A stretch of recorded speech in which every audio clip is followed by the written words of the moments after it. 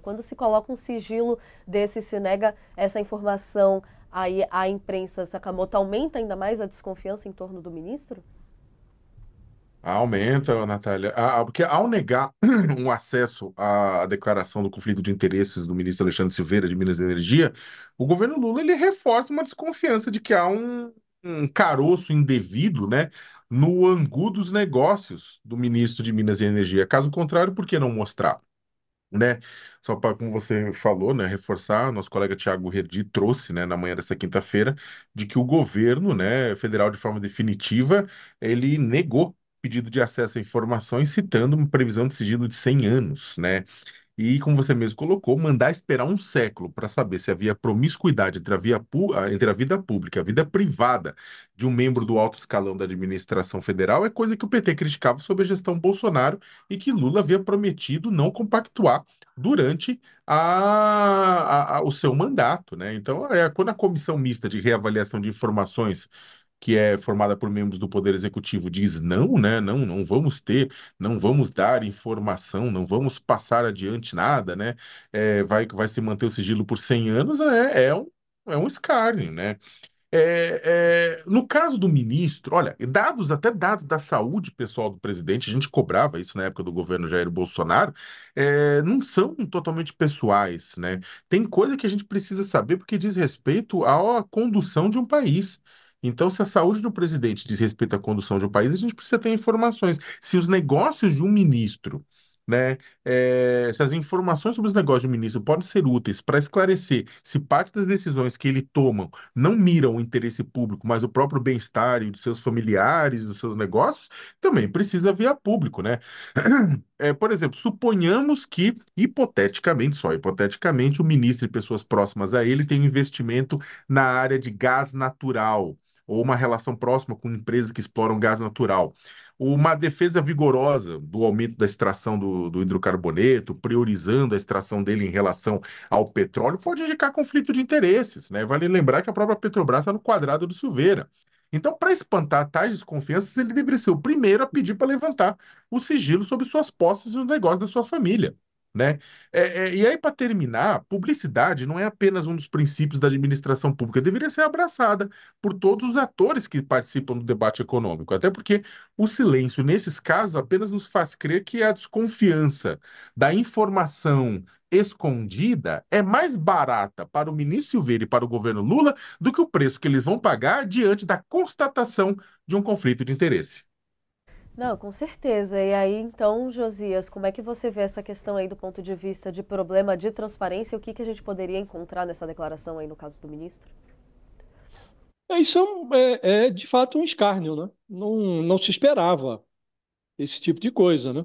Eu costumo dizer que o Lula, nos dois primeiros mandatos, ele fabricava os seus próprios escândalos. No terceiro mandato, ele está incorporando à sua gestão perversões que já chegam prontas, né?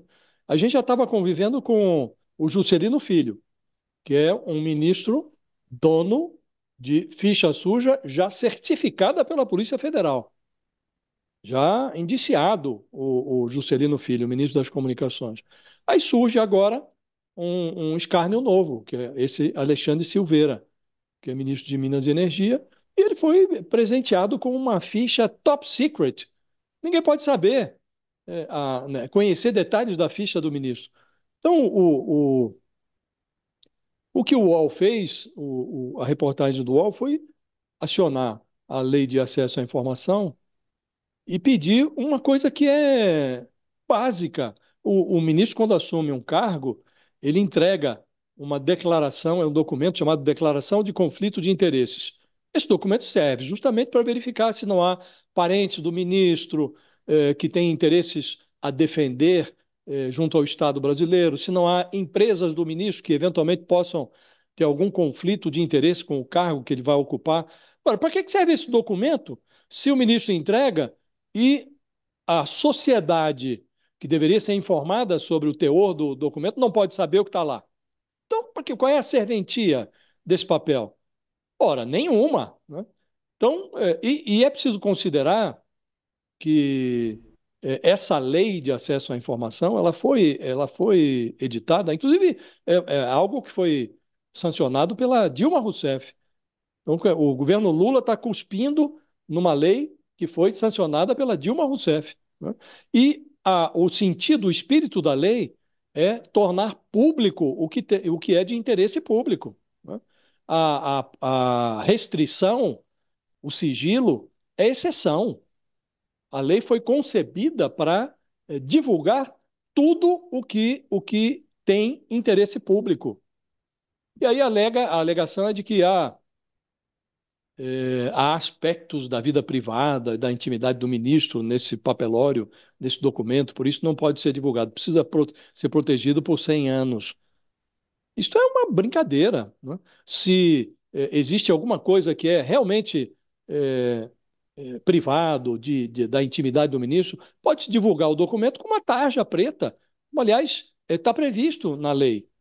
E como costumam fazer os países civilizados, né?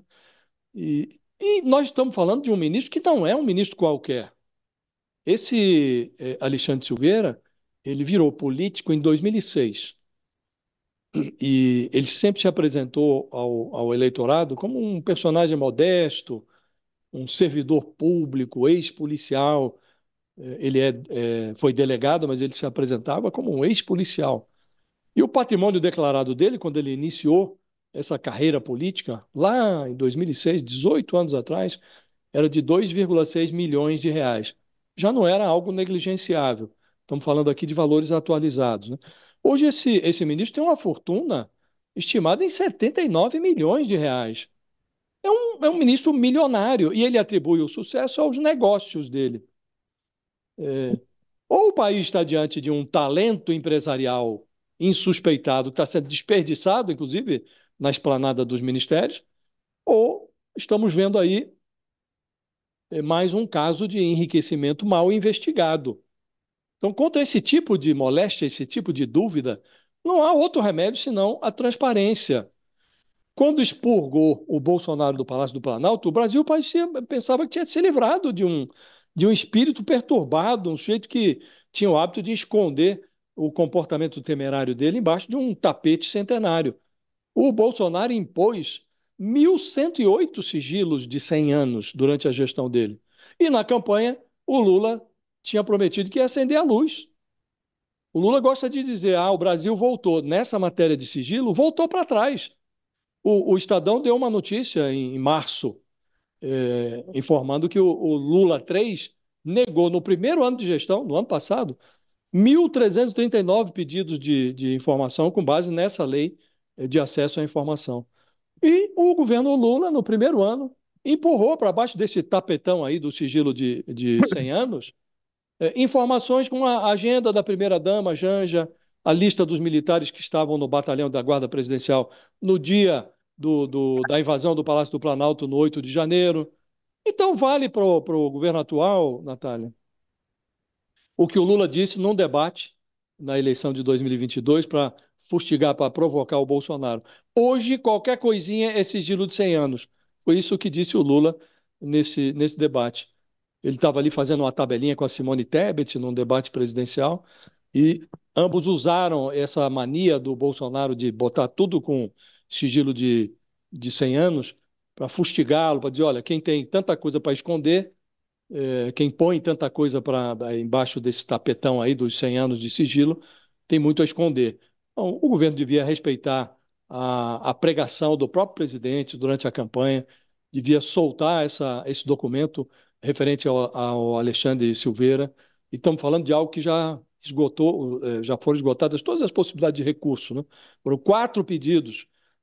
Então não há mais o que fazer em âmbito administrativo, agora só recorrendo ao judiciário, né?